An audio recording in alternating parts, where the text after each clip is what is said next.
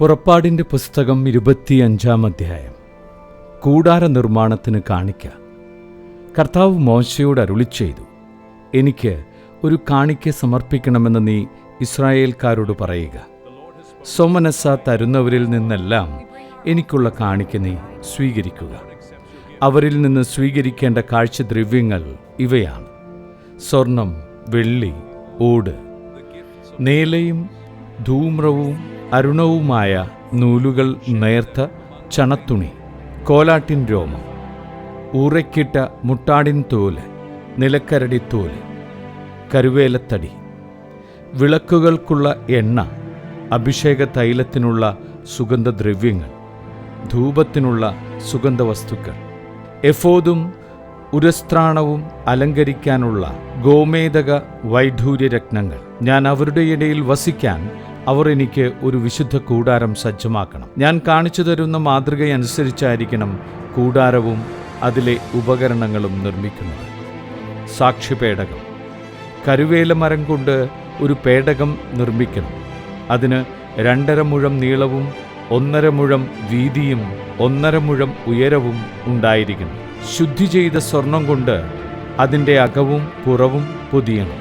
അതിനുമീതെ ചുറ്റും സ്വർണം കൊണ്ടുള്ള അരികുപാളി ഉറപ്പിക്കണം. 4 സ്വർണ്ണ വളയങ്ങളുണ്ടാക്കി പേടകത്തിൻ്റെ ചുവട്ടിലെ 4 മൂലകളിൽ ഘടിപ്പിക്കണം. 2 ഒരു വശത്തും 2 മറുവശത്തുമായിരിക്കണം. കരുവേല മരം കൊണ്ട് തണ്ടുകൾ ഉണ്ടാക്കി അവയും സ്വർണം കൊണ്ട് പൊതിയണം. പേടകം വഹിച്ചുകൊണ്ടു പോകാൻ പാർശ്വവളയങ്ങളിലൂടെ തണ്ടുകൾ ഇടണം. തണ്ടുകൾ എപ്പോഴും പേടകത്തിൻ്റെ വളയങ്ങളിൽ തന്നെ ഉണ്ടായിരിക്കണം. അവയിൽ നിന്നെടുത്ത് മാറ്റരുത്. ഞാൻ നിനക്ക് തരാൻ പോകുന്ന ഉടമ്പടി പത്രിക പേടകത്തിൽ നിക്ഷേപിക്കണം. ശുദ്ധി ചെയ്ത സ്വർണം കൊണ്ട് ഒരു കൃപാസനം നിർമ്മിക്കണം. അതിൻ്റെ നീളം 2.5 മുഴവും വീതി 1.5 മുഴവും ആയിരിക്കണം. കൃപാസനത്തിൻ്റെ 2 അറ്റത്തുമായി അടിച്ചു പരത്തിയ സ്വർണം കൊണ്ട് 2 കെരൂബുകളെ നിർമ്മിക്കണം. കൃപാസനത്തിൻ്റെ 2 അറ്റത്തും അതിനോട് ഒന്നായി ചേർന്നിരിക്കത്തക്കവണ്ണം വേണം കെരൂബുകളെ നിർമ്മിക്കാൻ. കൃപാസനം മൂടത്തക്കവിധം കെരൂബുകൾ ചിറകുകൾ മുകളിലേക്ക് വിരിച്ചു പിടിക്കണം. കെരൂബുകൾ കൃപാസനത്തിലേക്ക് തിരിഞ്ഞ് മുഖാഭിമുഖം നിലകൊള്ളണം. കൃപാസനം പേടകത്തിനു മുകളിൽ സ്ഥാപിക്കണം. ഞാൻ നിനക്ക് തരാൻ പോകുന്ന ഉടമ്പടി പത്രിക പേടകത്തിനുള്ളിൽ നിക്ഷേപിക്കണം. അവിടെ വെച്ച് ഞാൻ നിന്നെ കാണും. കൃപാസനത്തിനു മുകളിൽ നിന്ന് സാക്ഷ്യപേടകത്തിന് മീതെയുള്ള കെരൂബുകളുടെ നടുവിൽ നിന്ന് ഞാൻ നിന്നോട് സംസാരിക്കും. ഇസ്രായേലിനു വേണ്ടിയുള്ള എൻ്റെ കൽപ്പനകളെല്ലാം ഞാൻ നിന്നെ അറിയിക്കും. തിരുസാന്നിധ്യ അപ്പത്തിൻ്റെ മേശ. കരുവേല മരം കൊണ്ട് 2 മുഴം നീളവും 1 മുഴം വീതിയും 1.5 മുഴം ഉയരവുമുള്ള ഒരു മേശ ഉണ്ടാക്കണം. തനി സ്വർണം കൊണ്ട് അത് പൊതിയുകയും സ്വർണം കൊണ്ട് തന്നെ അതിന് അരികുപാളി പിടിപ്പിക്കുകയും വേണം. അതിനു ചുറ്റും കൈപ്പത്തിയുടെ വീതിയുള്ള ഒരു ചട്ടമുണ്ടാക്കുകയും ചട്ടത്തിനു ചുറ്റും സ്വർണം കൊണ്ടുള്ള അരികുപാളി പിടിപ്പിക്കുകയും വേണം. സ്വർണം കൊണ്ടുള്ള 4 വളയങ്ങളുണ്ടാക്കി മേശയുടെ 4 മൂലകളിലുള്ള 4 കാലുകളിൽ ഘടിപ്പിക്കുക. വളയങ്ങളിലൂടെ തണ്ടുകളിട്ട് മേശ ചുമന്നുകൊണ്ടു പോകത്തക്ക വിധം വളയങ്ങൾ ചട്ടത്തോട് ചേർന്നിരിക്കണം. മേശ ചുമന്നുകൊണ്ടു പോകാനായി കരുവേല മരം കൊണ്ട് തണ്ടുകളുണ്ടാക്കി സ്വർണം കൊണ്ട് പൊതിയണം.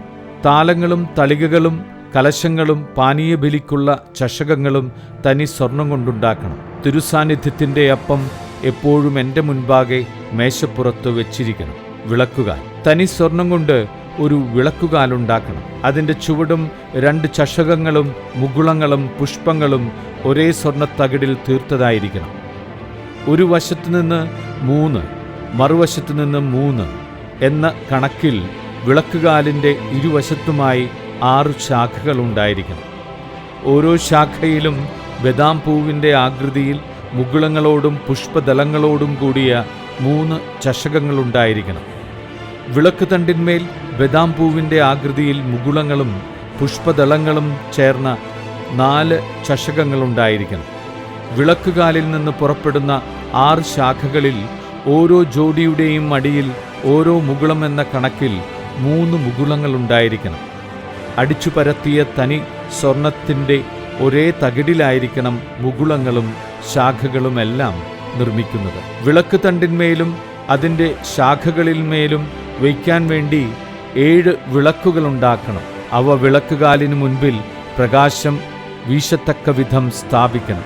തിരിയണയ്ക്കാൻ ഉപയോഗിക്കുന്ന കത്രികകളും തട്ടങ്ങളും തനി സ്വർണം കൊണ്ടുള്ളതായിരിക്കണം. വിളക്കുകാലും ഉപകരണങ്ങളുമെല്ലാം കൂടി 1 താലന്ത് തനി സ്വർണം കൊണ്ടുവേണം നിർമ്മിക്കാൻ. മലയിൽ വെച്ച് നിന്നെ ഞാൻ കാണിച്ച മാതൃകയിൽ ഇവയെല്ലാം നിർമ്മിക്കാൻ ശ്രദ്ധിക്കണം.